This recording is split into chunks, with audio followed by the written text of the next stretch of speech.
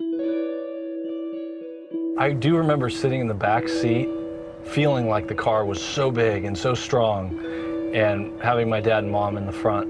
And I remember with my brother having to hold on tight when my dad would go around corners. My dad bought a 1965 Chevy Impala SS Super Sport with everything he had. I think he cherished the car, not just because he was the first owner and he drove it off the lot, but it was more than a car to him. It really was his baby. He had the car for 20 years, until the mid-'80s. My parents had to sell the car because times were tough and they had to make ends meet. It was not easy for my dad to let the car go. A few years ago, it just kind of dawned on me that if I could somehow, miraculously, find the car, that it would be worth the search. Does the car still even exist? Is it in a junkyard somewhere? But when I put in the VIN number and paid for the online search, it actually told me what address it had been registered in a different state.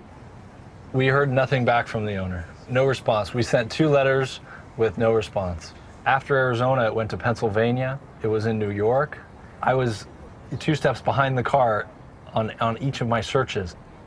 The possibility of finding the car was renewed when the owner in Maine got back to us. But then he said, "You just missed the car." A group of Canadians came down, loaded it on a flatbed, and drove it to Canada. At that moment, I figured the car was gone forever. 1965 Chevy Impala. I told my wife, my brother and I decided that we're going to pay the private investigator. She gave me a look, basically, "You guys are crazy." And she said, "Why don't you just do one more of your general online searches?" And it was about 11 o'clock at night, and I sat down and I typed in the words, and the first hit said 1965 Chevy Impala SS 396 for sale, Montreal, Quebec. My heart dropped. I called the dealer, confirmed the VIN number that it was the actual car, and bought it over the phone. Gotta give her gas. Okay, that sounds so good. I actually may be keeping this for myself. It's just amazing that it's almost 30 years that I used to sit back here. It's incredible. It's like a time machine. So now that we have the car, we've been planning to give it to my dad as a surprise. He has no idea that we've searched for it, and it's going to be the surprise of his life, I think. He will see the car, and he will just say, "That's my Chevy." I know he will.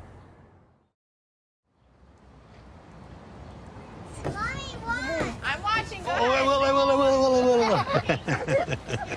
All right, good job. Whoa. All right, Kate, can you do that? That one? Yeah. Let really me low. catch you. Come really low. Okay, I got you.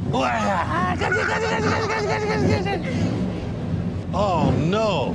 What the hell? Dear God. That's my old Chevy. We got it, Pop. You're kidding me. Really? Yeah. Here, come on.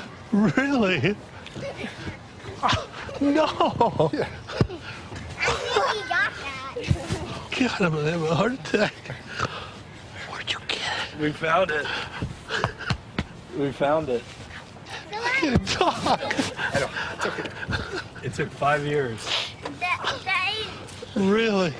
Dear me. It's all good, Dad. We found it. Wow. Oh, Papa. I'm just stunned. Look at the back of the light. I just don't even know what to say. And it's the same. Yeah, It's the same. You want to see? Automatic. Not automatic. Oh, they changed the mufflers. Wow. Gotta give it a little gas. Wow, gee, I can't even believe this is for real.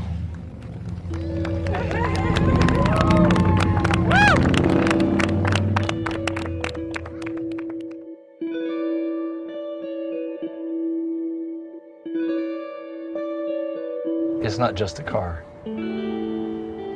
It's all the memories and the feelings.